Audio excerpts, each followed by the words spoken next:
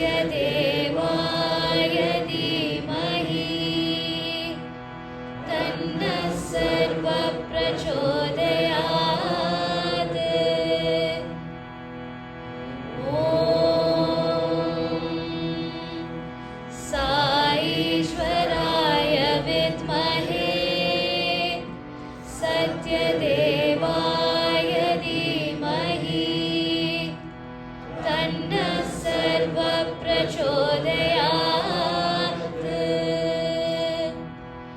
ॐ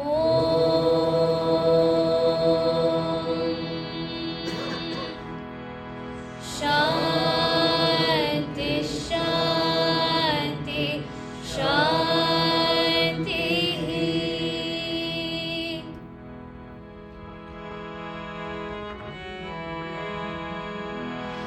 ते Aroha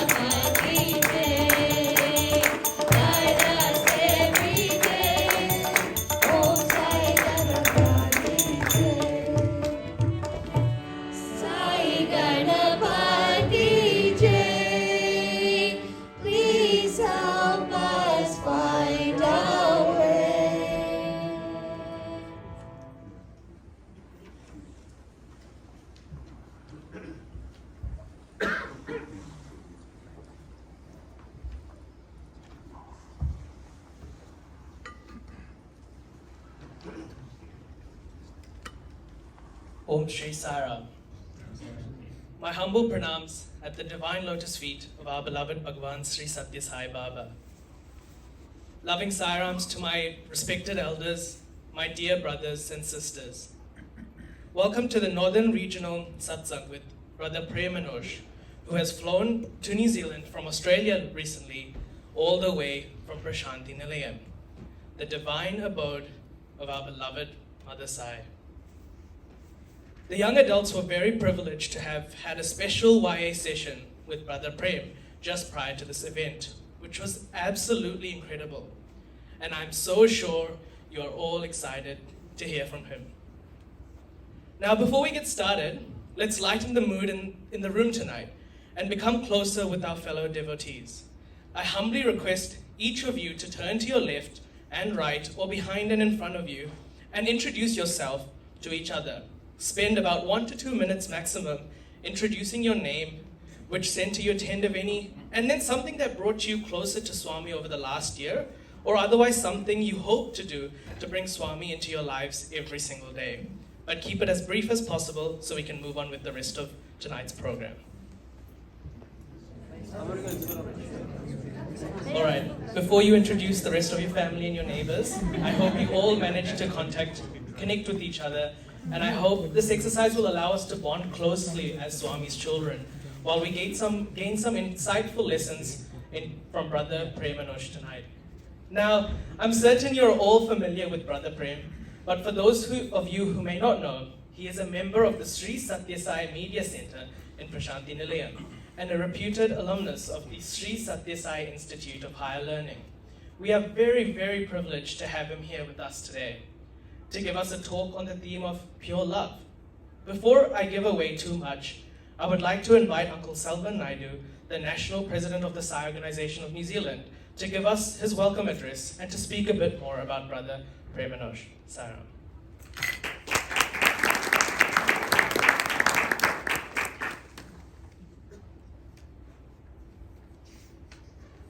Om Sri Sairam. I offer my most reverential salutations to our beloved Swami and pray for his presence here this evening with us as he always does. Respected elders, dear brothers and sisters, a very warm welcome to you all. It is a great privilege for me to welcome Brother Prem and also to introduce him. But before I embark on that,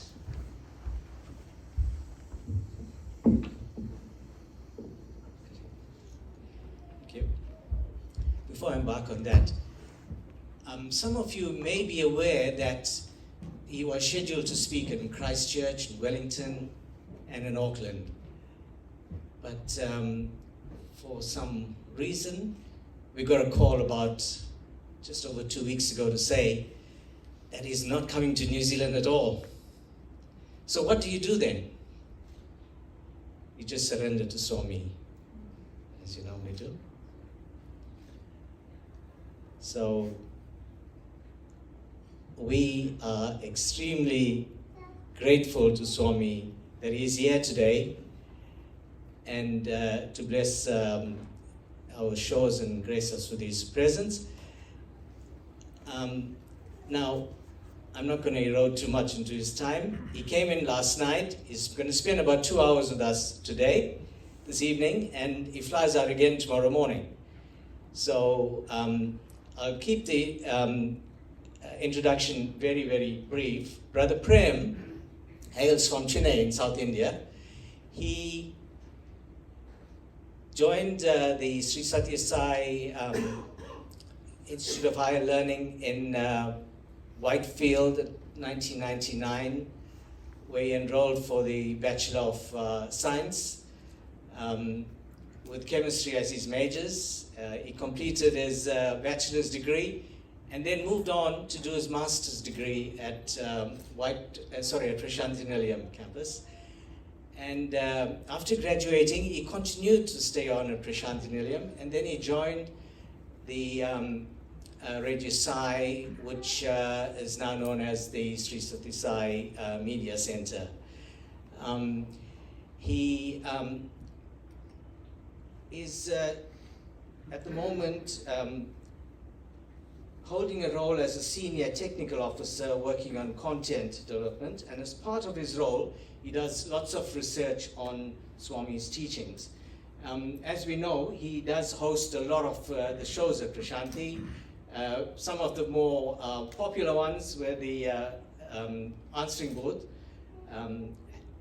Also, he hosts lots of the Thursday live shows, and you may know that, or most of you would have listened to the 36-part series,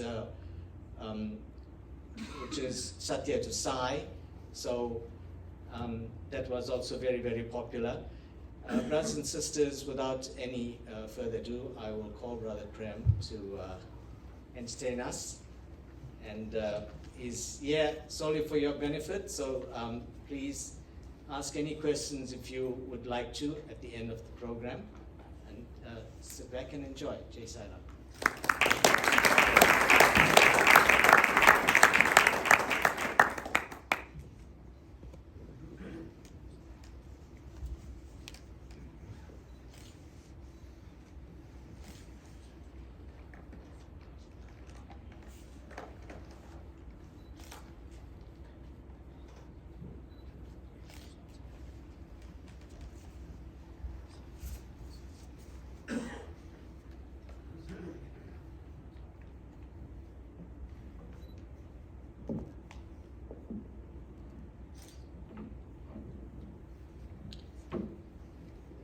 I offer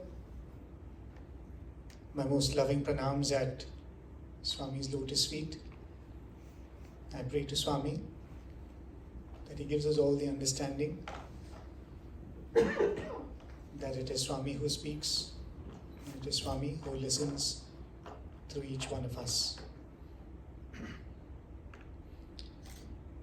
Elders, sisters and brothers, Sairam to all of you.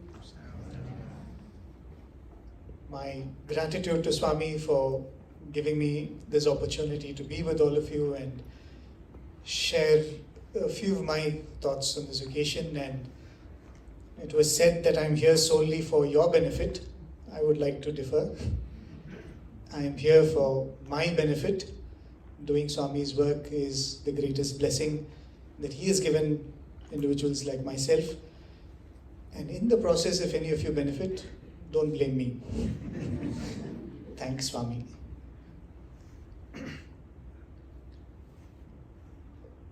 Many years ago in the university, Swami had once asked for a program which is quite common in the students,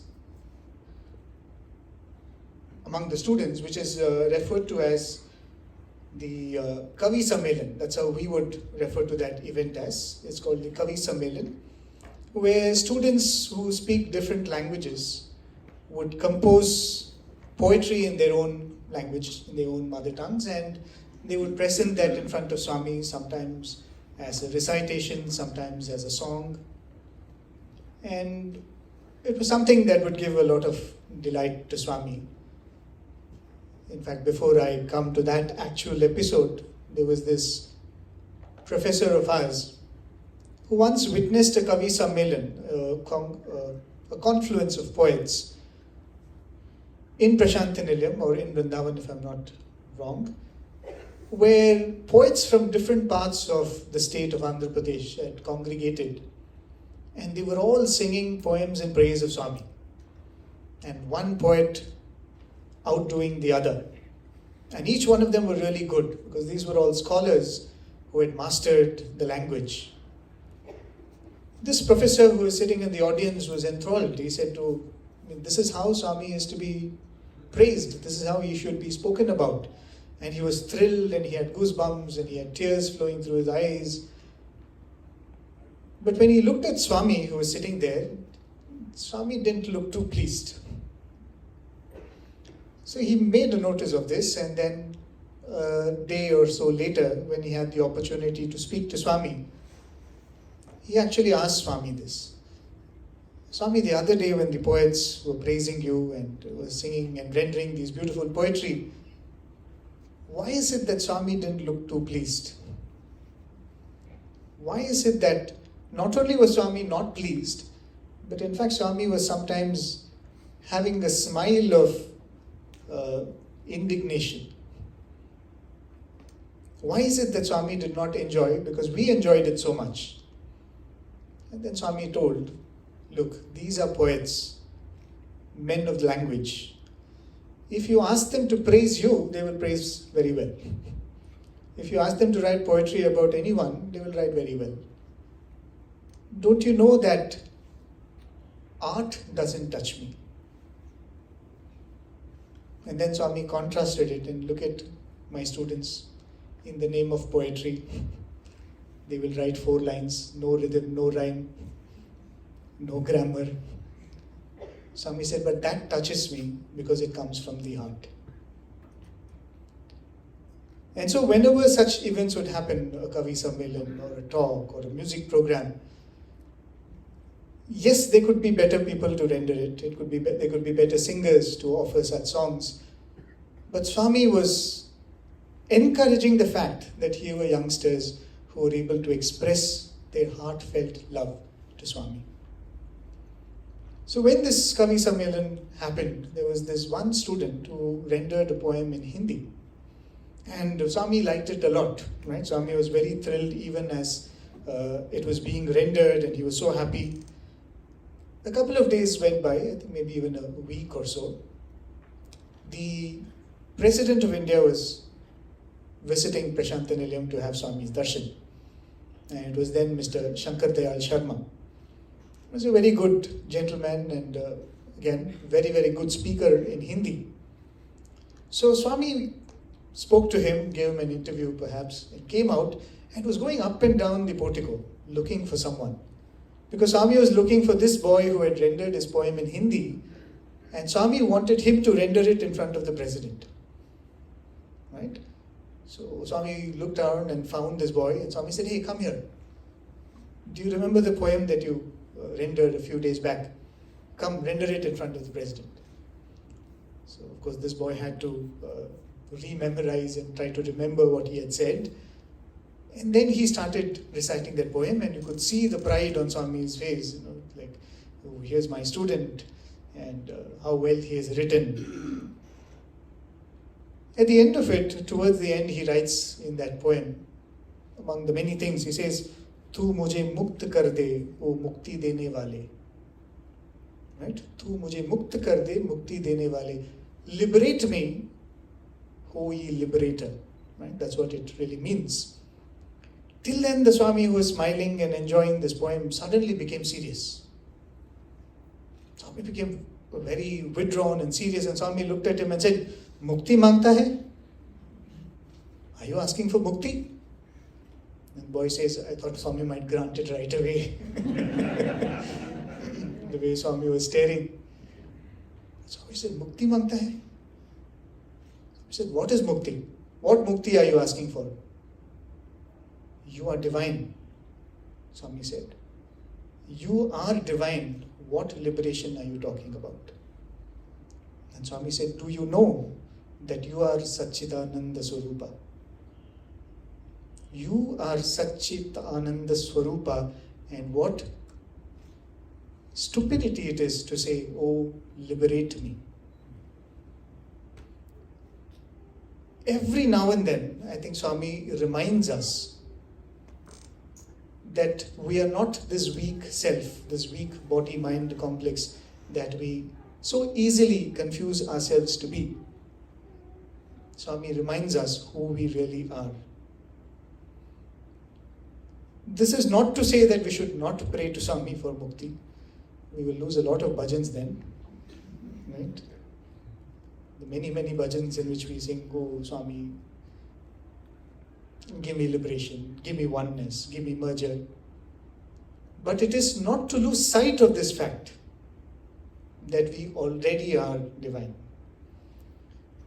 In fact, talking about this very idea of Satchit Ananda Swarupa, Swami would give a very profound explanation of this, what it means to say that you and I are Satchit Ananda Swarupa. in the Upanishads it is said that every entity, every individual is defined by 5 attributes. And the 5 attributes are Asti, Bhati, Priyam, Rupa and Nama. Asti is isness. There cannot be a more precise translation for that. Isness. You are. You exist. If it doesn't exist, we're not going to talk about it at all, right? We're not worried about an entity which does not exist. So Asti is existence. Bhati is illumination or light. Priyam is fondness. Rupa and Nama is form and name. And Swami goes on to say, this Asti, Bhati and Priyam is nothing but Sat, Chit and Ananda. The divine is best described as Sat, Chit, Ananda. Swami would say there is no better definition for divinity. If you ask someone or someone asks you, how do you define divinity? Swami says, say it is Sat, Chit and Ananda. Because he is Sat, he is ever existent. He is Chit, he is all knowledge, all consciousness. And Ananda, he is the one who is the embodiment of causeless bliss. This is what each one of us are, Swami says. But when we are trapped in a name and form, when we are trapped in a personality, the same eternal existence now becomes Asti, which means now you are. You are present right now in this body. The same Chit or knowledge becomes Bhati. That knowledge now expresses itself as the desire to know. Because I associate myself with this body and form, I only associate myself with the knowledge that this body and form has gathered. I tell myself what I don't know, I don't know. What I have not learned, I don't have any knowledge of. So this desire, this craving to know something, Swami says, is the expression of the same Chit aspect trapped in the name and form, or expressing itself through the prism of name and form. And finally, Ananda. Swami says we are capable of happiness that is unbroken, happiness that does not require any stimulus from outside or inside. Causeless happiness, causeless bliss. But because we are trapped in a name and form, our happiness lies in Priyam, what I like. Only when I get what I like, only when I am saved from what I dislike, I can be happy. If what I don't like or what I have labeled as unpleasant happens to me, I lose my ability to be happy. So this whole journey of spirituality, Swami says, is us breaking free from this Rupa and Nama. There is a very beautiful statement that Arjuna makes before Krishna begins the discourse of the Bhagavad Gita. We all know the sequence of events. First he drops the bow. He says, I don't want to fight. And then Arjuna goes into a discourse of how violence is bad. Right? A brilliant discourse. And there he says, I don't want to fight. I don't want to rule a kingdom over these dead bodies. If the cost for my or my brothers ruling the kingdom is the lives of these people, I don't want such a victory. He says, I would rather become a mendicant in the forest. Such noble thoughts, one might think. Right? It's after all non-violence that he was propagating. Sacrifice that he was talking about. Love and compassion that he was propagating. So it may seem. But then Krishna says, oh, you coward, the last minute you're withdrawing from the battle. Literally says that you are not even manly. Right? And that is what upsets Arjuna so much. Because Arjuna is confused. I am saying such noble things. I thought you would pat me on my back and said, good boy. But you are saying that I am deluded. How is that possible? So he argues with Krishna, but Krishna says, this is nothing but delusion. And then Arjuna makes this brilliant statement. He actually diagnoses what his own problem is. He says, Karpanya dosha upahata swabhava. Karpanya dosha upahata swabhava. He says, my nature has been colored or clouded by Karpanya dosha. A very interesting word. The word Karpanya in Sanskrit means compassion. But the word Karpanya has another meaning. It means miserliness. So when he says Karpanya dosha, it is like saying, I have miserly compassion. Miserly compassion has clouded my mind. Karpanya dosha upahata swabhava. Which means, as a warrior, I have killed so many people. As a warrior, I have fought so many battles. But today I am talking about compassion and love because Drishtva Swajanam Krishna. In front of me, O Krishna, I am seeing my people. Right? So my compassion seems to be coming spontaneously only when I see my people. This compassion was nowhere when I looked at the other person as an enemy. This compassion was nowhere when I was fighting those who had come to obstruct my path. But now when I look at them, I say, oh, my grandfather, my uncles, my guru, my brothers, however angry and upset they are with me, they are my brothers at the end of the day. So this compassion suddenly seems to be flowing, and he says, I understand that my compassion is not unconditional. My compassion is conditioned by Nama and Rupa, name and form. Because only when I say I am this person, someone becomes a father, someone becomes an uncle, someone becomes a relative. So he says, I am trapped in this Karpanya dosha. Swami would say, the whole Bhagavad Gita starts with Dhritarashtra asking, what are my sons and the Pandavas doing? Right? Mamaka Pandavas Chaiva. He says, my children and Pandavas. And Swami would say, that is the whole problem. He looked at these 100 fellows and thought, these belong to me. And similarly, Arjuna, when he starts, what does he do? Drishtva Swajanam Krishna. Oh, I'm seeing my people. And Swami said, that is the whole problem. Somebody is yours, somebody is not yours. Somebody belongs to you, somebody is alien. And the root of that is Rupa and Nama.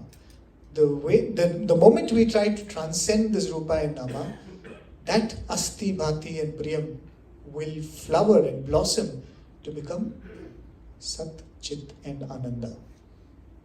And that is the whole journey that Swami is taking us all through. But then he plays a beautiful trick with us. Okay, so you're fond of people who belong to you. You're fond of those who are dear to you. So if something happens to them, you get disturbed. So I will use that very disturbance to step into your life. I will use that very need of yours to take care of those who belong to you as a means to step into your life. There was this person who was living in the city of Hyderabad who was a self-proclaimed agnostic because he was a man of science. It's fashionable to be agnostic because you're a scientific person, right? So he did not like to did not like to go to temples, did not like to worship Babas and Swamis and Swamijis. But he was blessed with 2 or I think 3 children. The youngest son that was born with a very, very unique and rare skin disease. This was a few months old baby, but that child had a skin disease because of which there would be lesions in almost every inch of that child's skin. So much so that by the time it would be evening, the child's skin would have oozed so much blood and pus every day. Every day that child had to be cleaned, right? You had to take a cloth and glycerin and had to clean that child inch by inch, the skin. And when you put that child to sleep, what you have to do is, you have to take muslin cloth and wrap that baby from top to toe. Because if you leave the child as it is, the child might start scratching and cause more lesions and more blood.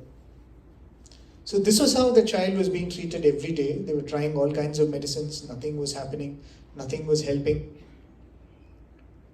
One day, a very elderly relative of this man comes to his house. And the mother is so concerned, right? The father is agnostic, but the mother is so concerned and looking for any option which can help this baby out of this pain and distress the child was in. Why? Because it is my child, right? I can't see my child suffering, because the suffering of my child is my suffering. So this elderly person, who also happens to be an astrologer, the mother tells the astrologer, please can you look at the horoscope of this little baby and see when will this child become fine. So this man, who's supposed to be very, very well versed in the study of astrology, looks at the chart and tells the father that on April 14th of this year, this child will be cured. Right? He gives a precise date on April 14th. I think I'm right with the date, but you get the point. He gives a date. He says, April 14th, your child is going to be cured. The father asks, how do you say? Who is going to cure my child? The astrologer says, God is going to cure your child. God is going to cure my child? Who is that God? Whichever God you worship. So he says, I worship Venkateshwara, Tirupati Venkateshwara. And are you trying to tell me that Tirupati Venkateshwara is going to come down from that hill and come to my house, which is in Hyderabad, and cure my child? And the astrologer tells, I am not as learned as you. I don't know how he is going to come, what he is going to do. But I know this much. He is going to come and cure your child. And the man brushes it aside. Few months go by, few weeks go by, and that was a time when Swami was actually visiting the city of Hyderabad during the inauguration of the mandir there, the Shivam mandir there. So this person had a very interesting way by which he got to know about Swami. So he used to have a lot of questions. Why should we give arati? Why should we break a coconut? Why should we do this? Why should we do that? Typically people would ask, instead of pouring that lingam, milk on the lingam, you can give it to some poor child, right? All these kind of questions. He had a lot of such questions in his mind. And he would throw these questions to any number of people and people would not have answers. So he took it as a reason to become more agnostic. One day when he is driving on a scooter through the roads of Hyderabad, there's a huge traffic and he's stuck in the traffic. And he's wondering what has happened. This road is never so congested usually. So he asks one of the people beside him, he said, why is this road so congested today? And the man tells him, oh, don't you know? The Satya Sai Baba has come and apparently he is giving some discourse somewhere and the crowd is collected there and that's why the whole place is blocked. So as the traffic is moving, at one point, he is actually able to hear Swami's discourse being delivered from the ground. And he says, okay, let's listen what Swami is telling. And for the next 15 minutes, when he was stuck in the traffic, not able to do anything else, by default listening to Swami's discourse. In the discourse, Swami is saying why you should light camphor, why you should break a coconut. All the questions that he has been having and using as a reason to be agnostic, Everything is being answered in a most scientific and rational way. And he's pretty interested and impressed. He said, not bad. This man's a little different, he thinks to himself. So when he comes to know that Swami has come and the Shiva Mandir is happening, he decides, see, I am not a devotee, I am not interested in what he does, but he gives good discourses. I'm going to go and listen to that. So the husband goes for listening to the discourse. The wife is thinking that maybe at least he will try to help my child. Let us hope he will try to help my child. So she takes the child. You can imagine how much crowd must have been there. He takes this child over there for darshan. And everybody who sees this child, are very, very disturbed by the sight of the child. Imagine holding a child all covered in cloth, but it is actually oozing pus and blood, and also even smelling perhaps. So the ladies around, they tell her, Amma, why do you want to bring this child in the crowd like this? It could be infection. See, the same child, same problem, the way the mother reacts to it is different from the lady sitting next to her reacting to it. Why? Because it is not my child. It is not mine. For the mother, it is mine. So all the affection, all the worry, all the care. But the other person sees everything, but for that person there is no disturbance because it is not mine. So they tell her, why do you want to bring this child in this crowd? And people have the way of putting it in a way as though they are concerned. Something might happen to the child. The child might catch some infection. You want to excuse yourself from seeing a sight like that. That's all it is, right? So the mother is very hurt. She comes back home and she tells the husband, this is what happened. So the husband tells her, see, I am going in the evening because I want to listen to his discourses. Why don't you go in the morning? Mornings it is better, right? So she goes in the morning, he goes in the evening. One full week, Swami is in Hyderabad. They attend darshan every day. The last day, Swami is going off. Every day she tries that, will Swami not look at my child today? Will Swami not come and bless my child today?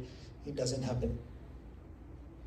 The last day, Swami is leaving for Prashantinilayam and she's holding on to that last straw of hope. Last darshan, and Swami is walking off. Unable to hold her pain and sorrow together, she cries out, Swami, will you not come and see my child? Will you not bless my child? Swami, who had walked away, turns and comes back. And comes to where she was sitting and crying with her child. And Swami bends down and whispers in the ears of that child. Swami says, Tagutadi, Tagutadi, Tagutadi. Which means it will come down, it will come down, it will come down in Telugu. And Swami walks away. The mother is delighted. The mother is on top of the world. She rushes back home and she tells the husband, my child is cured. Husband asks what happened. And she explains the whole thing. Swami came and told like this. They look at the child, still the body is the same. Still blood and pus is oozing out. She says, where is the child being cured? She says, no, Swami told me that it will reduce. I believe his word fully. The child will be cured. The child is going to be cured. The husband says, okay, we'll see. So the whole ceremony that is related to the child, when they put it to sleep, they take glycerine, they clean all the wounds, they wrap the child in muslin cloth, they put the child in the cradle. The next morning, inch by inch, they have to peel that muslin cloth because that pus would have dried and got stuck to that cloth. You have to peel that, wipe a little glycerine, peel a little more, wipe a little glycerine. Right? Every day they had to do that to the child. The next morning, they bring the child, glycerine is brought, and they start peeling that cloth. There is no lesion. They peel a little more. There is no lesion. And as they peel that muslin cloth, they see as though the whole skin of that baby has been replaced with tender new skin. Not even a single cut on that whole body. And they look at the date, April 14th. And I'm sure somewhere that child is a grown-up woman somewhere as a mother. So when you have this pain, when for many, many lifetimes, as Swami says, it is not that everyone, Swami steps into their life in this way. When many, many lifetimes have been spent, and somewhere in some lifetime you've made this prayer, Swami, I've had enough. Please pull me out of this bhavasagara, this ocean of delusion. He steps in by creating a problem like this, probably, where somebody that you call your own, somebody that you call mine, is given a problem, and when you call out to the Lord, using that as a reason, He steps into your life. But He has His agenda. The agenda is not to protect what we label as mine. The agenda is to remove all labels of mine and thine. Is to remove all of these labels that come from Nama and Rupa. Because that is the ultimate journey. But for that, it starts with we turning to Him to protect my family, my career, my idea, my ambitions. We all must have heard of this great independence fighter from India, K.M. Munshi, and a great author who started the Bharatiya Vidya Bhavan. A very passionate person who wanted to revive Indian culture. Right? His whole ambition was, when India breaks free from British rule, the great Indian culture should be revived. And that is one of the reasons why he starts the Bharatiya Vidya Bhavan. And it is that desire that actually brings him to Swami. That the first time he meets Swami, and after he had his first experience with Swami, he actually makes this beautiful statement. He says, I came, I saw, and he conquered. This came Munshi, after he has this first meeting with Swami, he tells one of the people who was very close to him, he says, now I can die peacefully. Because now I know that the revival of Indian culture is safe in the hands of Bhagwan. Imagine that ambition, which you would call my ambition, my goal of life, my purpose of life, even that can bring you to Swami. There was this great sannyasi who once came to Swami, probably in the 50s or 60s, Swami Amritananda. Many of you might know his initial experience, where one day Swami calls him to the interview room, and Swami asks him, do you remember when you were a small child you had done one yajna? The Swamiji is about 80 years old, right? So when he was a small child, Swami was not around physically. This was much before Swami was even born. Swami asked him, do you remember you had done a yajna when you were a small child? He says, oh, no Swami, I don't remember anything. You had done a certain vrata for 40 days, Swami says. He says, yes Swami, I had done one Ganapati Homam and vratam and all that. And Swami asked him, do you know what is the phala shruti, they say, no? At the end of any worship? What is the fruit of that worship that you had performed? Swami asks him. He says, I don't know Swami, they say that you should have the darshan of a golden Ganesha. Lord Ganesha appears in front of you in a golden form. And Swami asked him, did you have that darshan? The Swamiji says, Swami, I must have been an 8-year-old boy when I did that worship. I must have done some mistakes. Maybe that's why I did not have the darshan. Swami says, no, it is not so. You did do it properly and you will have the darshan. And Swami says, look. And there in front of him was that Ganesha himself in the golden form. That is how that great Swamiji was drawn to Swami. And Professor Kasturi writes a beautiful episode where Samritananda was actually staying in Professor Kasturi's home in Prashanti Nilayam. And Professor Kasturi had a room.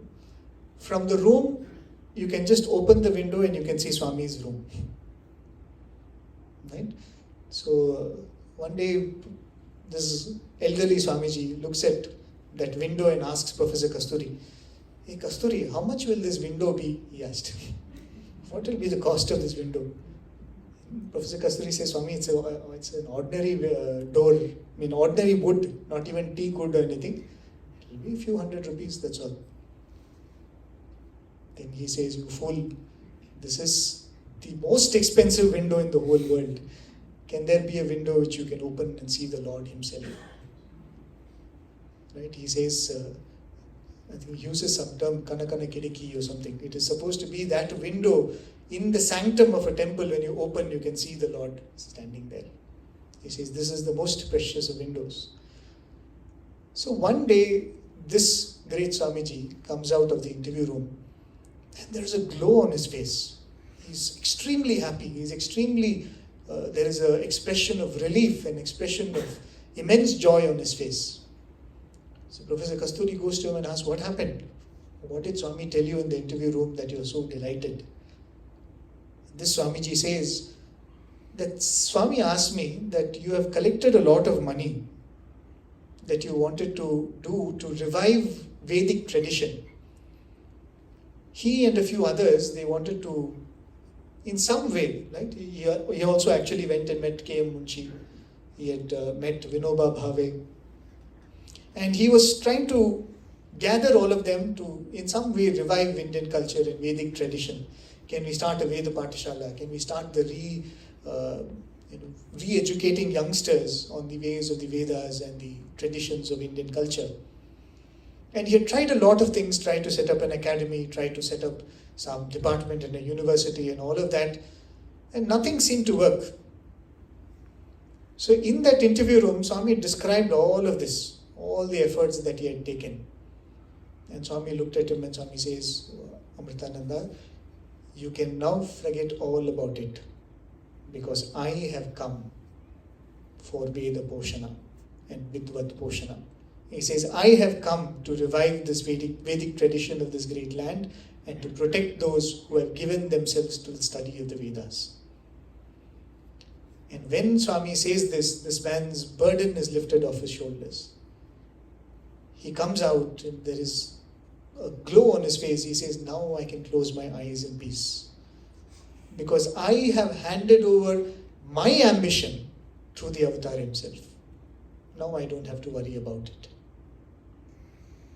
And very shortly, a few months after that, in fact, Swami tells him, now you go to your Guru's place.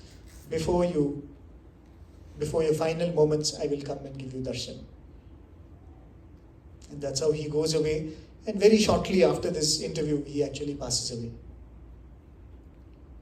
So it could be anything. Me thinking that my family should be protected. My career should be protected. I need to do this course. Or my job has to be protected. Or my ambition, my goal, my mission of life has to be protected. And Swami can use any of these as an opportunity to make his way into our life. But if we keep him only for that role, as I would like to say, we have got the best insurance agent in the world, and that's all. That is all we have used Swami for. Life is full of uncertainties. We have found someone who can help us with that. But what we have to do is align our purpose of Swami being in our life with his purpose of him being in our life, which is make an attempt to grow out of this name-form conditioning of the idea of mine and not mine. And for that, the beautiful technique is make him part of mine. Mamatvam or mineness is the whole problem. Make him also part of this mamatvam. There's this beautiful conversation between Dr. Hislop and Swami, where Dr. Hislop asked Swami, Swami, how do I develop devotion for you? How do I develop true devotion for you? So we might ask, but we all have true devotion for Swami, don't we? Right? On a weekday, after maneuvering through such traffic, we are sitting here and this fellow is telling you don't have devotion to Swami. an episode which I heard many times from my teachers and I recall and recollect quite often. When Swami was in the presence of students in the Trai Vrindavan in Bangalore, one day Swami started saying, and Swami made this very profound and deeply pained statement. Swami says, so many people come to me. People come to me for jobs. I bless them, they get good jobs, and they go. People come to me seeking a good alliance for their children. I give them my blessings, they find good daughter-in-laws or son-in-laws, and they're happy and they go away. Once they get married, they come to me seeking for the blessing of a child. Swami said, I bless them with a child, they are happy, they go away. People come to me seeking more wealth, more success, better careers. I keep blessing them, blessing them, blessing them. They get what they want and they go. Swami asked, who comes to me for me? He said, who comes to me for me? You all come for something else and I become the means. But who comes to me for me? How do we make this shift from coming to Swami for something else to coming to Swami for him? And that is true devotion, isn't it? Swami says bhakti means you are being devoted to that person. If you come to me because you want something in the world, it means you're devoted to the world. And I am the means to attain that. Only if I am the blessing that you seek, then you are devoted to me.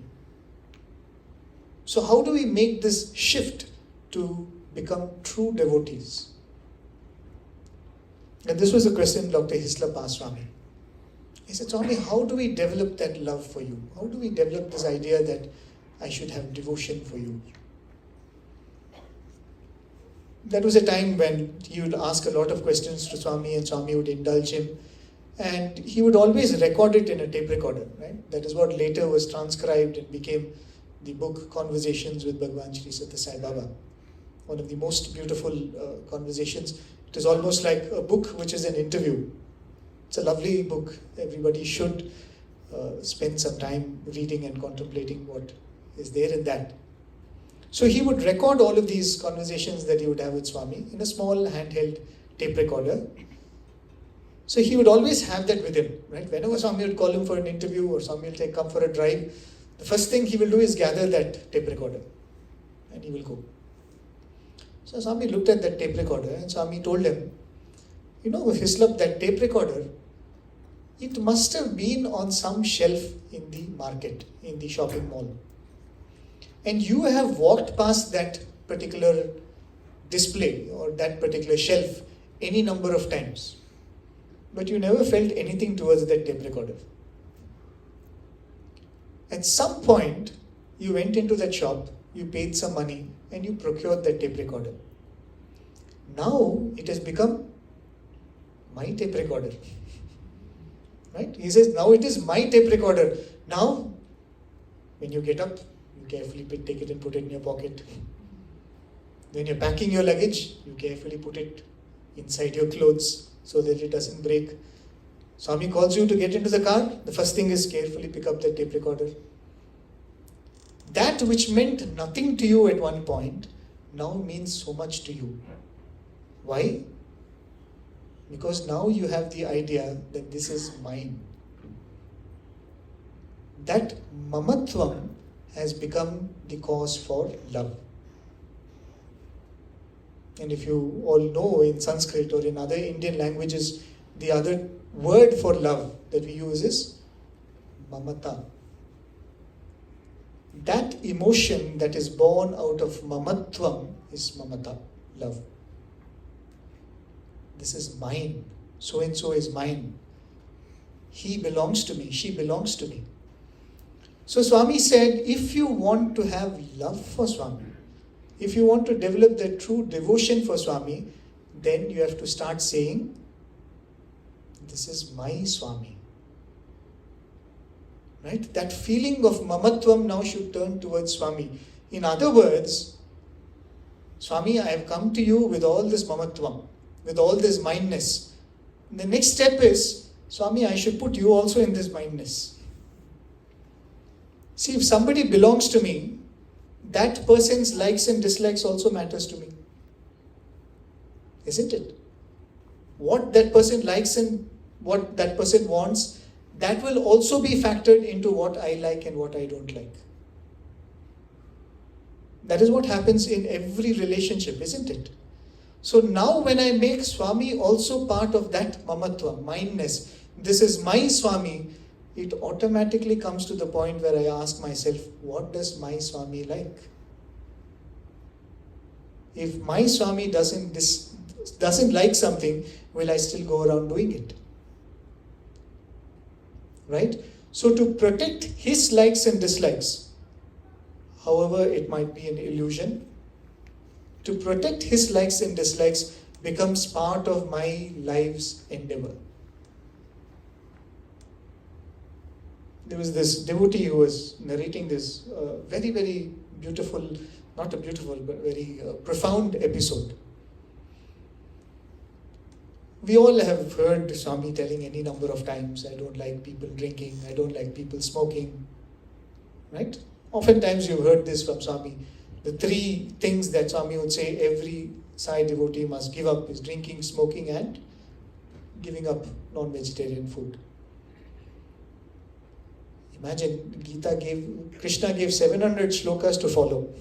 Swami is telling us only three things. If you do these three, then I will guarantee you as Swami's devotee.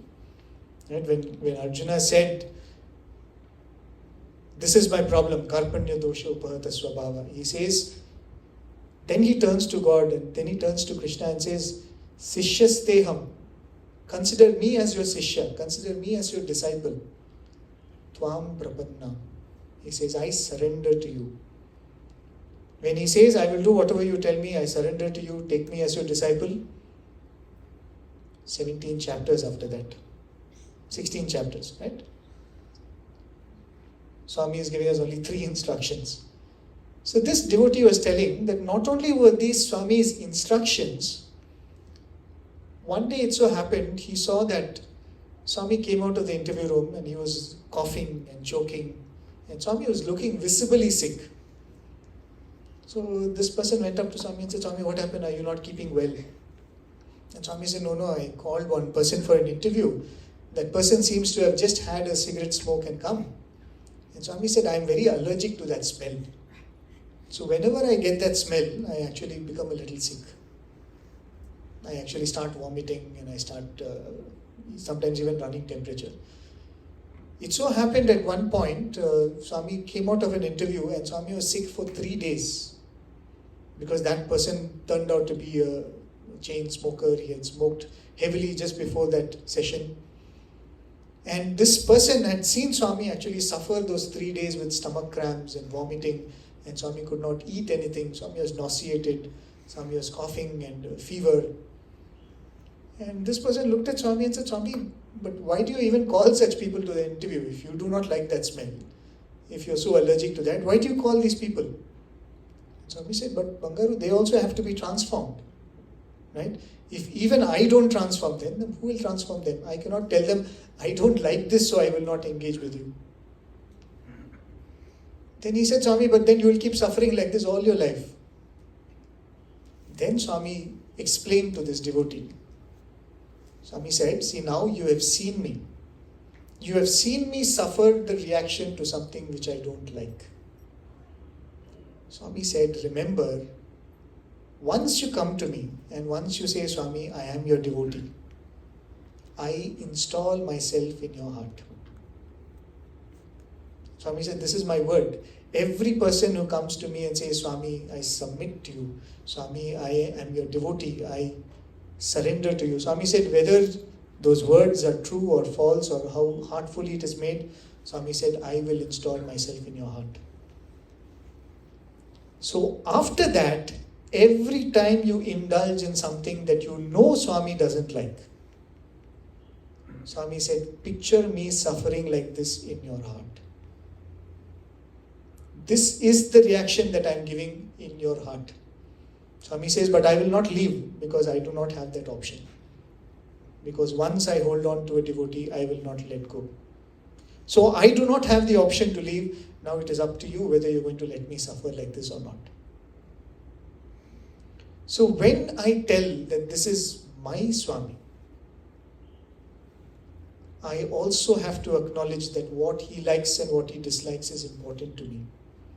And just as how I labor very, very hard to keep those whom I call mine happy and well fed and well taken care of, I have to start worrying about taking care of this Swami also. That am I doing things which Swami will approve of?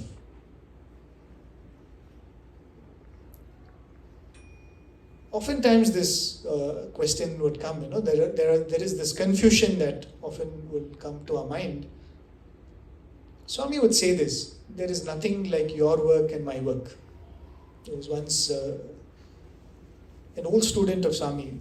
It was a meeting of all the alumni with Swami and all the alumni. So Swami said, if any of you have any questions, you can ask. So one of these boys, he said, Swami, it's very difficult for us to find time to do seva, to go to the samiti, to do activities in the center. It's very difficult, Swami, especially when you're just taken up a job, you're just starting your career, so much is expected of you. Swami said, Swami, it is very, very difficult. What do? We want to do work, but we're not able to find time. And Swami said, you can do on the weekends. And Swami said, if weekends are difficult, do once a month. Swami said, if once a month is also difficult, no problem. Do whatever you do as Swami's work. Whatever work that you're doing, do it as Swami's work. This is one of the most profound instructions that Swami can give. But it is also one of the instructions that we can use most conveniently. Right? So now no uncle can come and ask me, why are you not coming for the center? Because I'll tell, now I'm doing my office work as Swami's work. But the point is, if we start thinking, this is my Swami, if we start believing and really acknowledging, this is my Swami's organization, this is my Swami's center, this is my Swami's mandir, the way I will look at that work also will be different, isn't it? Now I will not say only when I have finished all my work, I will find time for this work. Because this is also my work now. What Swami was saying, that do your work as my work, also means now I should look at his work as much part of my work. Because without this attitude, the other attitude will not work. If I am not able to give importance to the work that I am doing in the name of Swami, as being his work, how will I train my mind to look at some random work which I am doing to make money as being his work? That will not happen. The whole idea of Swami creating an organization, which he never had to, right? The whole idea of him creating different centers and congregations like this, creating a media center and making fellows like me work there, is only because when you do an activity as being Swami's work, something happens in the mind, which is described elaborately as Karma Yoga in so many chapters and so many shlokas. But when I take up any activity as Swami's work, there is an attitude that goes with it. There is a mental transformation that happens with it. And that now I can transfer to every work that I do. Without that, what I'll just be doing is, I will be doing whatever I'm doing, I will only be labeling it as Swami's work. I will not be doing it as Swami's work. Right? It's like the trade problems that we had with India and China in between. So everybody started telling that, oh, we should not use products made in China. So Chinese said, all right, we'll make the products and label it made in India. And we were happily using it. Right? Made there, we'll make a label also now, made in India, and we'll put it on the product. So we are continuing to do our own work, selfishly, self-centeredly, the way we want to do it. But now we are just taking a label on that. This is Swami's work. But actually what has to happen is, when you say, this is my Swami, this is my Swami's work, so it is my work. And then we start indulging in it, then we will find that that attitude slowly permeates into every other activity of ours. The work that we do in our office, that work that we do within our family. And when we start doing that, as I was just explaining to the YAs in the previous session, the beautiful analogy that Swami would often give is, there is a overhead tank with water. There are different taps around it. One tap, let's say it's made of copper. The other tap, let's say it's made of silver. One tap is a small tap, one tap is a big tap. One is a screwing type, one is a pressing type, one is an automatic tap. The taps may be different, but the water that is coming through all of them is the same water which is there in the overhead tank. Right? So when I start doing every work as Swami's work, when I receive the affection that I get from everyone in return as the prasadam from Swami, the taps may be different, but I know the water is the same. The person through whom that affection is coming, that acceptance of what I have done is coming may be different, but I know that the reward is coming only from him. In other words, I am dissolving the idea of Rupa and Nama. I am acknowledging, or I am making up my mind to disregard the Rupa and Nama in front of me. Right? And that is the whole journey. That is what we are all striving to do. When somebody comes in front of us, we are able to dismiss that person's name and form and say, for me, it is Swami in that form, in that name. I see it only that way. Because I am going to do every work as Swami's work. If I am going to serve my child, I am serving Swami through that child. If I am going to serve my parent, I am serving my parents through that form, but I am serving my Lord. And when that child reciprocates that affection, I will believe that that affection is coming from my Swami through this name and form. In other words, I have made up my mind that I am not going to be fooled by these names and forms. And slowly and surely we are breaking free from that. And one of the most important steps in that is, Swami says, slowly detach yourself from your idea of what is pleasant and what is unpleasant. In one of the most beautiful statements that Swami makes, he says, to look at all pleasure and pain as same is my devotion, my definition of devotion. Right? As devotees, we do bhajans and we think we are devotees. We do seva and we think we are devotees. Swami says, wait, I have a definition for a devotee. Right? Manchi cheddalu kuda manasulo samamuga bhavinchuchunduke bhakti naku. He says to look at good and bad, pleasant and unpleasant, likable and dislikable as being the same, or having an equanimous approach to the two, is what I call as devotion. Right? So if you want me to call you a devotee, that is what I want. It is nothing else. So Swami says you should be able to step back and say that this is just an experience. I am calling it pleasant, I am calling it unpleasant, but this is just an experience. There was this devotee who had come to Swami in the early 1940s.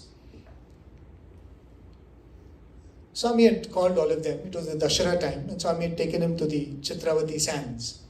And we all know of the stories of the Chitravati days. Swami would sit around in a circle with the devotees. Swami would sing some bhajans and Swami would do this, Swami would do that, but all the devotees will be waiting for Swami to play with the sand. Right? Because that is the main thing. Because Swami would make a heap out of the sand and then start materializing objects from that sand. And that could be anything. As one of the devotees was saying, Swami puts his hand into the sand and brings out hot Mysore pak dripping with ghee, with not even a grain of sand sticking to it. I don't know how that is even possible, right? Swami pulls out crisp hot masala dosa. And he says, which is exactly like the hotel next to my house, which I'm very fond of. So everything could come out of that. There's one episode which another devotee narrates. He says, we always felt that Swami buries something under the sand and then pulls it out and gives. So we have to test Swami. So that evening Swami looks at this man and his friends and says, you choose where we'll sit. So they take Swami to a little more remote place. And they say, Swami will sit here. He says, okay. Then Swami says, okay, you tell what you want. Your choice. So they decide we will ask for something which is not possible to get. And what is that? We'll ask for a fruit that is out of season. So they say, Swami, give us a mango. Huh? That's all, mango. Then Swami says, okay, me making a heap and me pulling out a mango is like common. Swami says, you make a heap and you put your hand inside, wherever you're sitting. So they do that. They start making a heap. They put their hand inside and they touch something cold. And the first thought they think is, the Chitravati sands is used for burying bodies. So you think, oh my God, what have we? And Swami says, no, take it out. It's a mango only. You ask for a mango. So they pull out a mango which is of this size. Fragrant, the whole place is filled with the aroma of that mango. And Swami says, give. You ask for a mango, I will give you. And Swami takes that mango and cuts one half, gives it to one of those fellows. I think 2 or 3 of them were there. Swami turns the mango, cuts one half, gives it to the other fellow. Turns the mango, cuts one more half, gives it to the fellow. Turns it, again a half, gives it to that fellow. And like that, Swami is going on and on. The mango is turning and it's there. It's full. To a point when these fellows said, Swami, we've had enough mangoes. No, you asked for mangoes now. So that day, Swami called all these devotees. It was Dashara time. Some devotees were busy erecting tents for the devotees who were visiting. And Swami made a heap. And Swami pulled out a beautiful statue of Rama, Lakshmana and Sita. A statue about this size, 1.5 feet or 1 feet. And the moment Swami pulled out that statue, suddenly there was a scream on near the mandir. And they saw that one of the tents had caught fire. And there was a lot of commotion. And Swami very joyfully remarked, Rama is born and Lanka is already burning. And so Swami looks at this devotee and Swami says, okay, you hold the statue, I'll go and see what is happening there and see if the fire has been put out or what. And Swami goes away. This devotee is sitting there with the statue. And then everybody one by one get up and go away. This devotee alone is sitting there. So his friend comes and asks him, why are you not getting up? He says, because this statue is weighing a ton, I'm not able to move. And the other friend, he tries to lift the statue. And he says, he's not even able to lift it an inch. So this man is sitting there with that statue, and eventually Swami comes by. And Swami touches that statue. Oh, you're still sitting here. Touches him and then it's become light. So he gets up. And Swami looks at this man and Swami says, okay, you can keep the statue. Right? You put it in your house, you keep the statue. So this man was one hand very happy. Right? He's getting something from Swami. On the other hand, he's thinking, the moment the statue was materialized, something went up on fire. If I go and put this statue in my house, what is going to happen? So he has these questions but doesn't want to ask Swami. So he goes back to the room and he discusses with his wife. He says, this is what happened today. Do you think it is advisable to keep this statue? And she is all the more worried. Oh my God, We come to Swami because we have problems. And here is Swami giving more problems in the form of this statue. So they keep it aside. They'll say, we'll see. Swami has given, you cannot return it to him. So that night, both husband and wife are not able to sleep. They're twisting and turning in their bed. Middle of the night, they wake up. They say, we better return this. Let's not take the trouble. So they go and sit in front of Swami's room. Right? There's an old mandir time. And Swami was also staying in the same mandir. So they go and sit in front of Swami's room. They think that first thing in the morning when he opens the door and he comes out, we will return the statue to him and say, Swami, no thanks. But they're sitting there, middle of the night, past 12 o'clock. I think almost 5 or 10 minutes later, the door opens and Swami comes out. And Swami asks, what are you doing here? Why are both of you sitting here? And Swami said, Swami, the statue, we are very scared to take it home and put it in our house. Please, Swami, you take it back. Swami says, okay. So what can happen if you put this statue in your house? Swami asks, what worst can happen if you put this statue in your house? You're scared. So what is the worst thing that could happen? Swami said, you will die. Right? That's the worst that can happen. You're going to die. Swami said, why? Your grandfather has not died. Your great-grandfather has not died. His great-grandfather has not died. Swami said, everyone who is born in this earth dies. And you also are going to die one day or the other. Because of this silly fear of what is inevitable, you want to deny yourself Swami's blessing? Swami said, I have given you this as my blessing out of the silly fear of what is anyway going to happen. Are you returning or denying Swami's blessing? Then it occurred to them what a foolish thing they were doing. What a stupid thing they were doing. They immediately fell at Swami's feet and said, Swami, we are really sorry. We will take it back. We will take it back. Anything that comes to our life is nothing but His blessing, isn't it? Just because we are attached to an idea of something being pleasant and unpleasant, just because we are attached to an idea that something is auspicious and something is inauspicious, are we going to deny a blessing that He is giving us? Right? When He can give the greatest of cures that you can even imagine, just with a pinch of ash, can He not give us that which is best for our progress with a painful incident? Can He not give us the greatest blessing of progressing towards our goal with a disaster in our life? How can anything that comes from Him be not a blessing? Right? So when we come to Swami and when we start making Him a part of mine, when we start living our life in such a way that Swami, I should live it in a way that you are pleased about it. And when we start saying, Swami, if you are pleased to give me something in this life, I am pleased to accept it. Then Swami might look at us and say, you have come to me for me.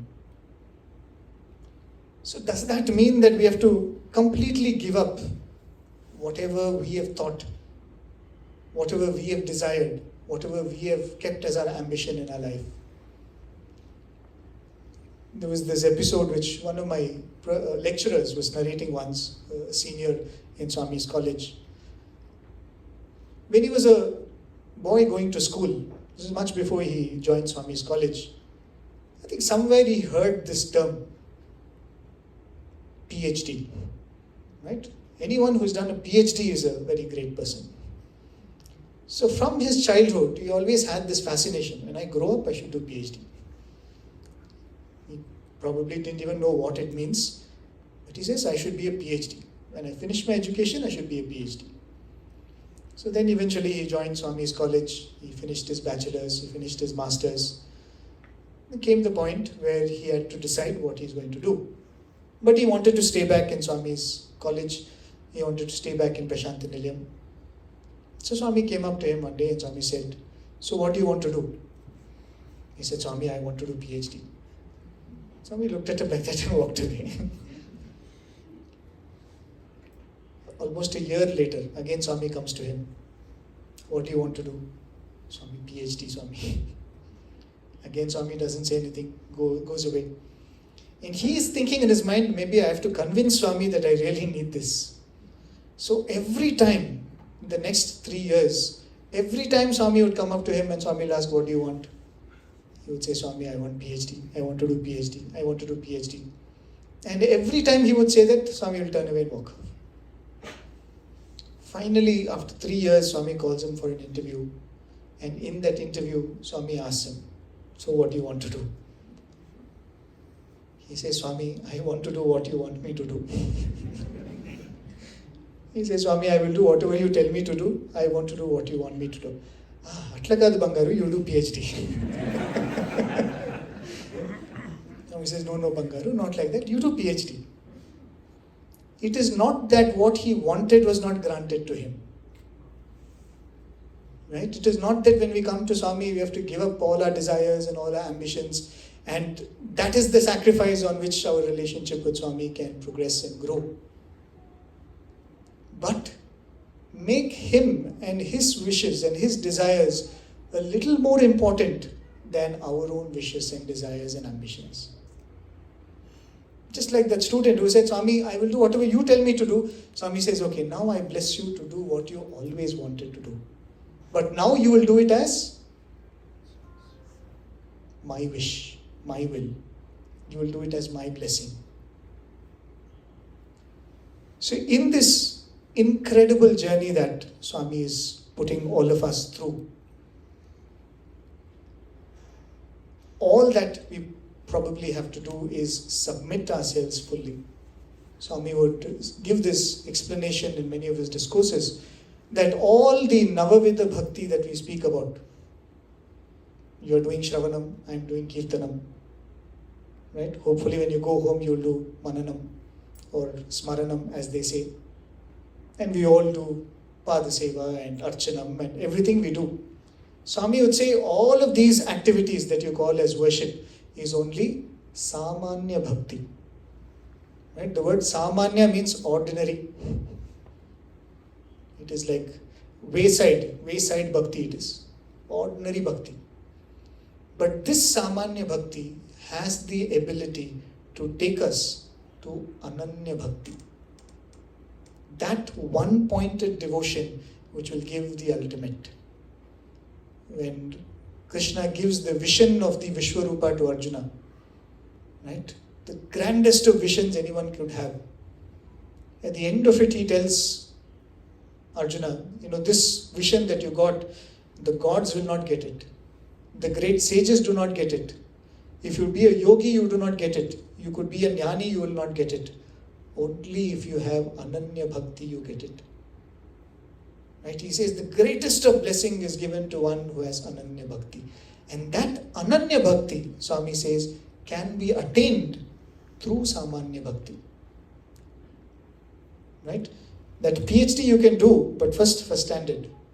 But you have to progress. It's not like if you get attached to first standard, if you get attached to bhajans and seva, you'll be there. There was a student of Swami, my classmate, I'll probably conclude with this. One day Swami comes up to this classmate of mine and Swami asks him, "Nu deen kosam puttavu?" Right? In Telugu, Swami asks, "What are you born for?" Question, Swami gives multiple choices.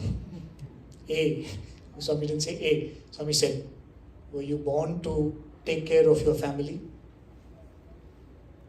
Were you born to make money? Were you born to do seva? Were you born to listen to Swami? Were you born to obey Swami? Right? That's the fourth one. So this boy was very, very attached to doing a lot of service. In fact, that is how he came to Swami. He used to be part of a group which does a lot of seva, and every weekend they would go and do seva. He says that there are times when he has even bunked his exams and gone and done medical camps.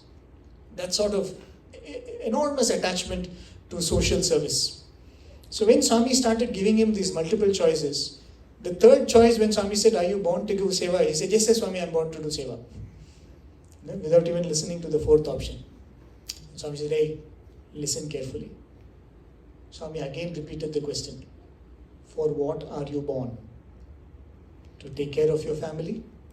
To earn money? To do seva? And Swami is leaking the question. Or to listen to Swami? Right? Imagine a multiple choice question. The right answer is in bold. So literally like that, Swami says, and the fourth one, or are you born to listen to Swami? So he says, yes, Swami, I am born to listen to you. Then Swami asked him, see, today you're doing a lot of seva. You get a lot of joy from that. Tomorrow if I come and tell you, stop doing seva, will you listen or not? This boy said, yes, Swami, I will listen. So your purpose is to listen to Swami. Not to do seva, not to do bhajans, not to do this, not to do that. He said, yes, Swami. Okay. Now repeat again. Swami asked, what are you born for? Again, Swami repeated the four choices. And again, Swami made him say, yes, Swami, I am here to listen to you. Right? So in this every stage which is there leading up to this Ananya Bhakti, we are not here to become bhajan singers. I am not here to become a speaker. You are not here to be a seva coordinator or this or that. Everything else is a step. And every step has to be stepped upon and let go of. Right? That is the way we walk. One step has to be put firmly, the other has to be lifted. Whatever we are doing, do it with complete involvement. Next moment, it has to be let go, it has to be let go. And this will happen only when, other than you, I am not devoted to anything else. I am not devoted to the role that I play, I am not devoted to the duty that I perform to my family, I am not devoted to the role that I play in the organization. I am not devoted to the name and fame that comes with me doing good things. I am here to be devoted only to you. And from the Samanya Bhakti, step by step, we raise ourselves to Ananya Bhakti. That is the state which Radha reaches, isn't it? Swami would narrate that episode of when Krishna comes back to Radha towards the final moments of Radha. And Krishna springs a surprise on her, jumps in front of her and says, Radha, I am here. Look who's here. And Radha looks at him and gives a faint smile. And Krishna is disappointed. He said, I thought that I'll get a better reaction from you. I thought you'll jump up in joy. And Radha asks, for what? And she says, don't you see? Your Krishna has come. I have come. And Radha runs to the waters of Yamuna. She picks up a fistful of the water and says, oh Krishna, are you not in this water? She rushes to a flower, holds a blossom, and she says, oh Krishna, are you not in this flower? She looks at the dark blue sky and asks, oh Krishna, are you not in that sky? Where did you leave to say that you have come? Right? This devotee, through her Samanya Bhakti, Swami says, through that Ekanta Bhakti, from Samanya Bhakti going to Ekanta Bhakti, which means him and him alone, comes to a state where anything and anyone could come in any form and any name in front of her, but she was seeing only her Krishna. To such a point that she could not look at her own self and say, I am a woman, I am a devotee, I am Radha. She realized that this was also the same Krishna in this body of a woman. Right? And this is the grandest journey that Swami has put all of us through, has blessed all of us to go through. We don't know in which birth we have sought his help for this. Right? That is why Mother Kunti said, Krishna, I have only one prayer. Please give me more troubles. Please give me more difficulties, because I have found that only when I have difficulties I turn to you. Maybe we'll be a little more wiser than her. We will tell Swami, Swami, if you want to give difficulties, you give me difficulties. If you want to make me happy, you make me happy. But at the end of both, let me think of you. Whether I am happy or I am sad, whether I am craving and crying or I am delighted and grateful, let me always think of you. And with that prayer, I most humbly offer this at Bhagwan's Lotus feet. If any of you have any questions, and I'd be happy to share my thoughts. Correct answers are not guaranteed.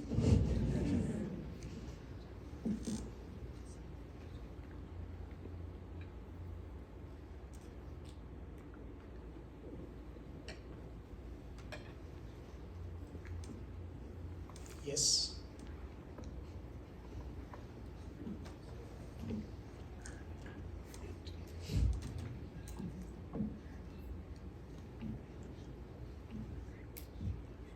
Everybody got the message. Probably how to implement it. Yes, yes. You shared a lot of experience about the yesteryears, like 40 years back, and Atmananda days, and all those things. Is it possible to share some of your personal experience you had at the feet of Swami? We'd be delighted to hear some of those. That will also be from the yesteryears only. That's okay.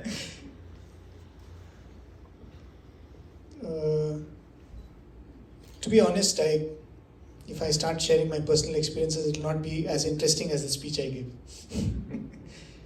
I think all of us have our, internal journey, and sometimes some of these stories are as much my story as anyone's story. Right? Because if this story has given me the love and faith that I have, it is as much my story. Swami's story, Swami, the way he has touched every devotee, is, my story. There is this beautiful episode which Mrs. Padma Kasturi, Professor Kasturi's daughter, was narrating. One day Professor Kasturi was returning after a satsang. Right? He was coming back, and for some reason she lost it, because there were enormous difficulties in their own family. Professor Kasturi's wife was bedridden for 20 years. She had, I think, paralysis. Padma Kasturi had lost a child. Her marriage was in shambles. Professor Kasturi himself had his own health issues. And here was Professor Kasturi, probably one who had maximum access to Swami physically, but he had never ever spoken about his family issues to Swami. Never told Swami, Swami, I'm having this problem, you please remove it. So she says that one day when she sees Professor Kasturi coming back after giving talks to Westerners, she loses it and she starts shouting at her father. She says, what stupidity is this? Look at your own house, look at your own wife, look at me. And you go around talking as though Swami did this, Swami did that, Swami blessed this person, Swami cured that person. What nonsense is this? And she says that her father was very, very calm, did not get upset, and looks at her and says, Amma, it is right that you get upset. He says, it is right that you are getting upset, because after all, your family, your mother. But he says, for me, it is not like that. I believe that my Swami will do only what is good for me. I have no complaints. And for me, whatever Swami has done in anyone's life is my story. It's because it is my Swami's experience, my Swami's miracle. I see every experience that every devotee has had as my own experience, because it is done by my Swami. So effectively, I have just ducked that bouncer. You mentioned Yes. about all the work is Swami's work. Yes. Which is, as you rightly pointed out, which could be a convenient philosophy. Right. But when we compare doing work at the center or any of the spiritual environment versus the work what we are doing at work or the external world, the difference is the surroundings. We do not have any negative impact or influences within the center. So it's very easy to feel the work as Swami's work and doing it. But when we are trying to do office work or school work, any work, we are getting influenced by our own selfish thoughts or negative thoughts or negative influence from external entities, how do we still able to manage and think constantly, not for once, but it is still Swami's work and offer that quality within that? Right. So, we often speak of the practice of meditation, right? The dhyana that you do. And in dhyana yoga, if you read in the Bhagavad Gita, a list of things. Sit down in a place which is like this, not too high, not too low. Put a mat. Let the room be quiet. Let it be early morning hours. Let it be calm. Let it be silent. Swami defines this whole process of dhyana as sukha dhyana. Right? That is the word Swami uses, sukha dhyana, which means you control as many things as possible around you so that it is easy for you to meditate. It is easy for you to lock the door and not let anyone inside. Right? It is easy for you to do it early in the morning when there is no disturbance. It's easy for me to switch off the phone. So as much that can be controlled around me, I control and try to do meditation. And Swami says that is only sukha dhyana, that is not dhyana. Right? Which means in conducive environment, you are trying to focus your mind on God. But the whole goal of that exercise is when you're in an inconducive environment, you're able to focus on God. So this is only a practice. That is the real field. Right? So what Swami has given us in the form of a gathering where we can come and do Swami's work, that is why I said it is so important to observe the mind when I'm saying I'm doing Swami's work, how the mind works. And when I am doing my own work, quote unquote, my work, I have to see, is my mind also doing the same thing there? If it is not, then something needs to be corrected. Right? More of Sukha Dhyana, more conscious effort there. So it is not easy.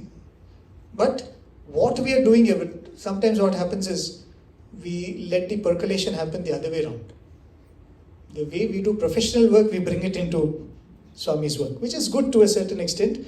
But the whole idea is the way I am doing Swami's work, that karma yoga which has come, which is very simple. It is, if you break it down, it is all small things. That is, when I am doing work, Swami, I am offering it to you. If something comes in return, a praise comes in return, Swami, this is your blessing, I accept it. Right? Suppose I am working really hard for 1 year in my office. At the end of it, I will get some appreciation for that, either as an increment or as a promotion. When I am doing the work, I say that Swami, I am not doing this work for that promotion or appreciation. I am doing this because I am going to offer this to you at the end of the day. So if I am doing like that, I will get the appreciation at the end of the year. But when that appreciation comes, I say, Swami, this is not appreciation for what I have done, but this is your prasadam. I take it as your prasadam. Right? I was telling the other day also in one of the satsangs, there was the student of Swami who wanted to serve Swami in the ashram. Right? For the same reason, why do we all work in the ashram? Because it is Swami's work. For some reason, this boy felt, Swami, if I do seva for you and you are paying me money, it doesn't seem right. He said, so Swami, please don't give me salary. Right? I'll eat in the canteen. I will stay in the mandir. You don't give me any money. Don't give me any salary. And Swami said, oh, I didn't know I give salary. Swami said, I don't ever give salary at all. Who told you this, that I give salaries? This boy was a little surprised because we all get a paycheck at the end of the month. Then Swami said, don't you know that whatever this hand gives is only prasadam? If it comes from my hand, it is only prasadam. You may call it salary, you may call it vibhuti, you may call it ring, chain, but when it comes from me, it is only prasadam. So the mental attitude to start with is, whatever is coming to me in the form of appreciation, accolades, is only his prasadam. Whatever I am doing is only my naivedyam. Right? And Professor Venkatraman in his typical scientific style says, this is the PN cycle. right? Whatever I do is Naivedyam, whatever I receive is Prasadam. And this is what is the essence of Karma Yoga. So it is important to do work in Swami's organization because it is easy to cheat the mind, right? When I'm sitting in Puttaparthi, when I'm sitting in the media center and working, it is easy to convince my mind this is Swami's work.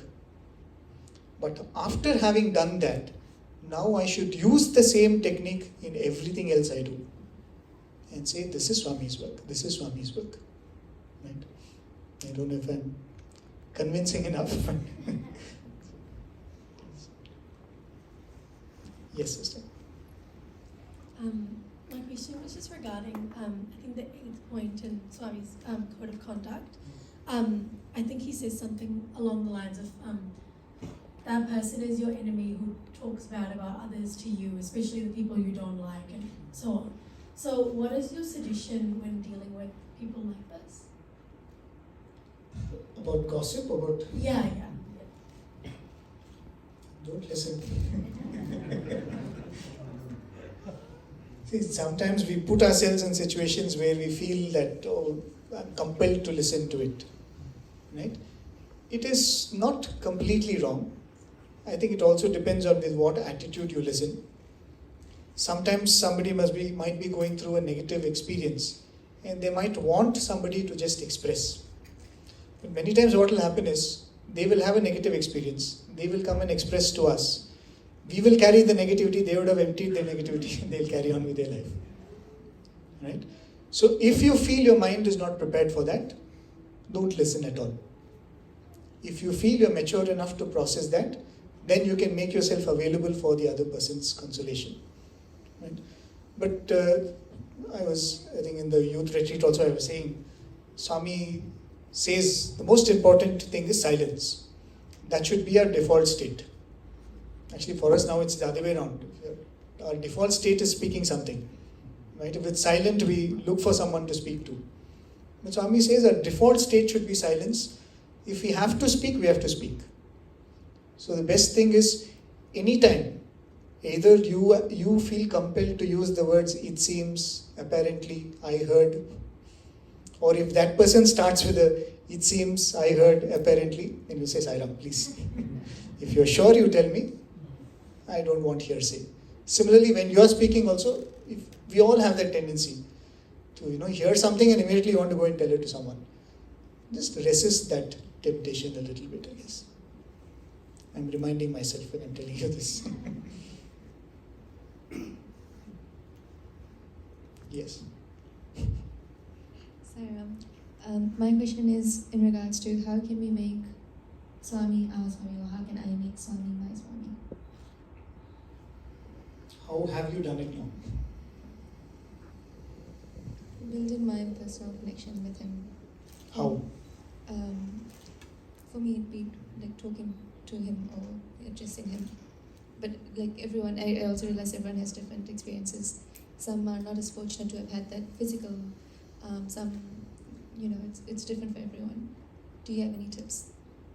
Right. So whatever I had explained about, see, it is not to make this love for Swami possessive. Right? We are not saying that this is my Swami. That is not the idea. When you say someone belongs to me, I was saying, automatically it goes to the next step where what is dear to that person becomes dear to me also. See, I will not think what is, you will not have that kind of an emotion towards an object. But you will have that kind of an emotion towards a person. You will say, what is it that person likes? Or what makes that person comfortable? Right? So that will become part of your effort. See, right now, if I'm going to sleep, I will look for a comfortable bed. I will look for a comfortable pillow. But suppose, let's say, someone is visiting my house who is very dear to me. I will not go to sleep unless I make sure that he has a comfortable bed and he has a comfortable pillow to sleep on. Right? So his comfort has also become part of my necessity. My necessity is no more confined to what I like, what I want, what makes me comfortable. So along with thinking what you like, what you dislike, also bring in this idea, what is it that Swami likes, What is it that Swami doesn't like? Which is an illusion, right? Because God is beyond likes and dislikes. But that Swami who's beyond likes and dislikes literally puts on a personality. Right? He puts on a personality of likes and dislikes and comes in front of us and has told in so many words what he likes, what he doesn't like. And we all know it really well. Right? None of us are uneducated about that. So in everything, in every situation, when you're speaking to an elder, when you're speaking to your colleague, when you're speaking to, or when you're doing something in work, just that awareness, will this please Swami? You are automatically making Swami a part of your circle of mamatvam, which I was telling you, of mindness. Right? And this, once you start doing this, I think Swami will only, as Swami would say, for every step you take, I'm going to take 10 steps towards you. He is only going to build this relationship more and more. And he has any number of ways to do that. Starting from coming in your dreams, to one day when you say that, oh, I wish I had some coffee, and someone will come and give you a cup of coffee. Right? You will feel that, oh, I just had a desire and Swami has fulfilled it. How sweet of Swami. These are all small ways by which Swami is going to constantly keep reinstating this relationship. I was listening to one sister from Anantapur who is a SSC teacher in the US and also a school teacher, So one day when she was taking class for her primary school children, she was speaking about space and solar system and all that. So one of the kids got up and said, what is the speed at which the earth goes around the sun? So she didn't have that data right away. So she said, I'll look it up and I'll let you know. Then somebody got up and said, what is the size of the sun? What is the size of the moon? What is the size of the earth? And all kinds of questions like that. And it was 2 minutes for the class to get over. She says, oh, you know what? I don't have all these answers. I'll be honest with you. But the next class, I will refer to these questions and I will come and give you all the answers. So she says that, she forgets about it. Then the weekend comes, she completely forgets about it. The next day when she's driving to work, she remembers that. And she felt very guilty. She said, oh Swami, I told these children I will give the answers. And now I've forgotten. Right? And she says as she was driving, she had a 15-minute drive from home to school. And in that 15 minutes, she would listen to a discourse of Swami. So she turns on the radio and puts on discourse stream. And in that 15 minutes, Swami is telling in that discourse at what speed the earth goes around the sun. What is the size of the sun? What is the size of the earth? What is the size of the moon? All those questions for which she had forgotten to refer. She says she just had to park the car somewhere and burst out into tears. Right? So I think Swami will find his own ways to come and reinstate that relationship. As long as we put that first step and say, Swami, what is dear to you now becomes dear to me.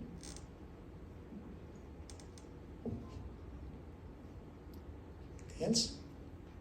Yes. So throughout the past last year and a little bit of this year, I've been practicing meditation and silent sitting. Mm-hmm. And sometimes when I do some meditation, I just can't feel I don't feel that much peace in me. So what is the best way to feel more peace while meditation? It's a wonderful question. How long do you meditate? Sometimes I meditate about 2 to 5 minutes. Okay. So let's say that, what time do you go to bed? Around 9 or 10. Okay, so what time do you wake up? 7. Okay, so that is about 7 plus 10 hours, right? Yeah. That's 10 hours of, not 10 hours of sleep, 10 hours of lying on the bed, right? In that 10 hours, what you actually sleep for is only 1.5 hours or 2 hours. Scientifically. Because when you lie down on the bed, for some time you're awake, then you will slip into a half awake, half asleep, right? And then you will have dreams. Then slowly you will slip into deep sleep, which is the actual sleep. But for that 2 hours of sleep, you need to lie on your bed for 10 hours. Right? That's how it is. Every one of us, each one of us here, I'm not telling only about you. So, if someday I don't get sleep, what should I do? I should still switch off all the lights, go to bed. Right? If I say that, oh, I'm not getting sleep, so let me watch something. I'm not getting sleep, so let me play some games on my mobile. That is not going to help me go to sleep. Right? It will not help me. Right? It will only disturb my sleep even more. Right? So, same thing with meditation. If you sit for meditation for 5 minutes, even if 1 second you feel peace in that 5 minutes meditation was worthwhile. Right? It is. So even for 1 second, if you feel in that 5 minutes that your mind was calm, it was worthwhile. So if you don't feel that, firstly, don't stop. Right? Just like how when you don't get sleep, you still go to bed. Even when you don't feel peace, don't feel bad about it. Continue to sit down and close your eyes and at least do Namasmarana. Right? Eventually, you will find that you get better and better at it, which is you get better at keeping quiet and sitting down. And in that, you will find that 1 second slowly becoming more and more and more. So it is nothing but just practice. You understand? It is nothing but practice. So if something is not working out, what do? You practice more. That's all it is, right? Do you play any games? Cricket? Physically, yes. Yeah. Cricket? Not cricket, but maybe basketball sometimes. Basketball, okay. So if you're not able to get the ball into the basket, what do? Practice more. Practice more. That's all it is, right? You cannot, there is no other trick to that. Only practice is the trick. So what you're doing is absolutely right. You just have to be at it till you get better at it. It's just going to eventually happen. And then you can come and give your talk on how to do meditation and be peaceful. Really, I'm telling you, I'm not kidding. Right? Once you've learnt it, you come and teach all these people how to do. Okay? Deal?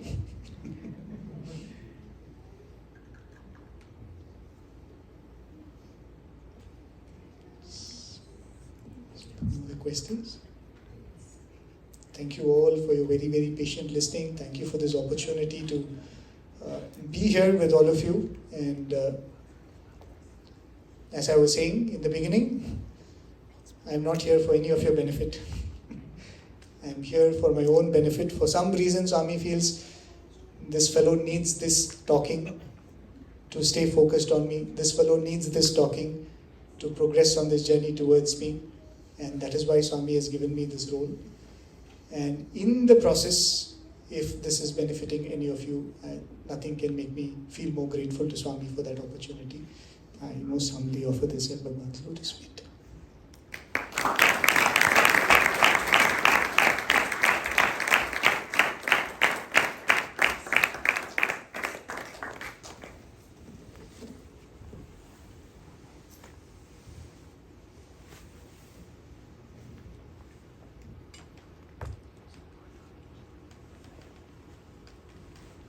Thank you so much for your enlightening talk tonight, Brother Prem Anosh.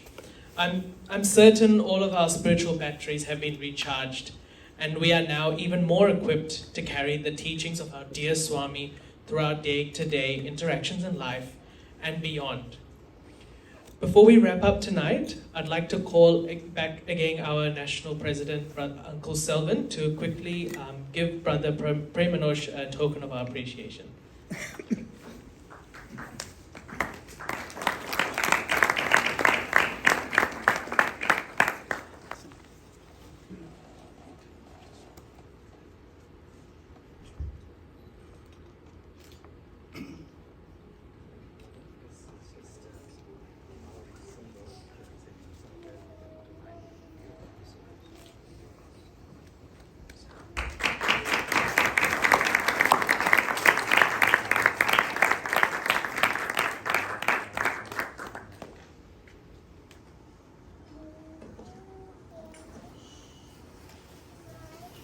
It has been an honor to be your MC for tonight. And as I sign off, I would like to invite Uncle Mahesh Hathi, the National Devotional Coordinator of the Sai Organization of New Zealand, to give a brief summation and vote of thanks for the evening.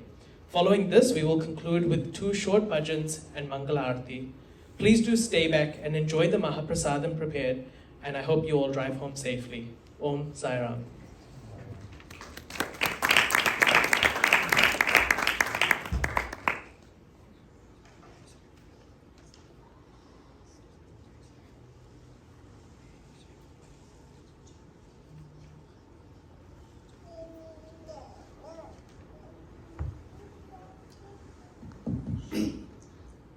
Loving Saram to you all. When Sai Kulwant Hall was not constructed, this was during our college days, there used to be golden sands for darshan. If you sit on the edge of the veranda portico, it used to be, very good vintage point that Swami walks for darshan, lady side, gent side. So for probably about 15-20 minutes, you can watch Swami and you can really enjoy it. Sorry.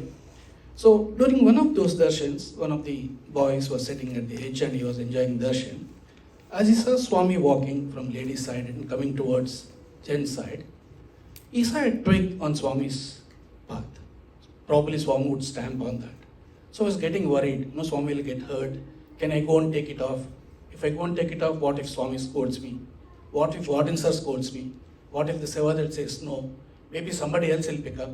He was deliberating, thinking about it. Before he could take a decision, a small sparrow came, picked up the twig and flew away. Then Swami finished his darshan, came to this boy and said that, my work happens as per my will. If you want to do it, you should have courage, commitment and passion. Right? Nothing happens without his will. Everything is just as per his will. We should offer our gratitude to Swami for willing that this event happens and Brother Prem comes all the way and talks to us and shares with us. Let's offer our gratitude to Bhagavan first of all. Brother Prem, you took a lot of time and efforts traveling all the way and for sharing Sai Bhagavatam, which definitely, as Avinash said, has recharged us, rejuvenated. I am sure most of us are inspired now to do Swami's work. Everything is Swami's work in a most efficient way. Please accept our love and gratitude for that. And special thanks to audiovisual team, media team, and the team that made all the arrangements and prepared food for us and the bhajan singers. Thank you so much. And last but not the least, all of you on a busy day, busy schedule, you took time and braved the Auckland traffic and attended and made this function a grand success. Thank you very much. Let's have bhajans and Mahaprasad. Thank you, Sai Ram.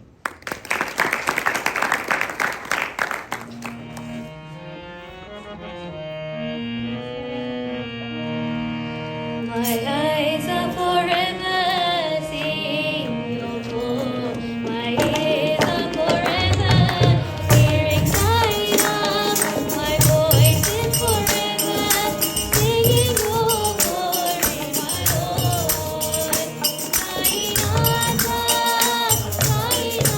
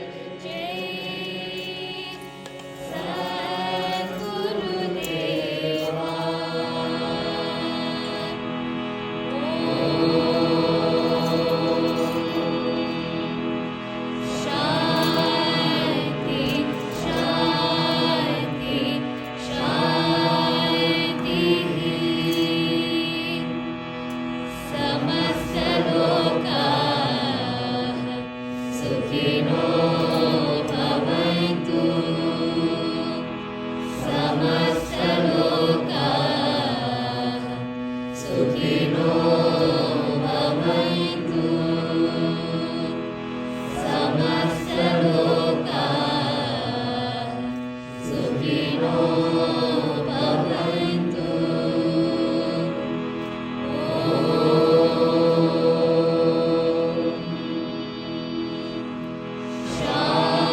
Shanti, Shanti, Shanti.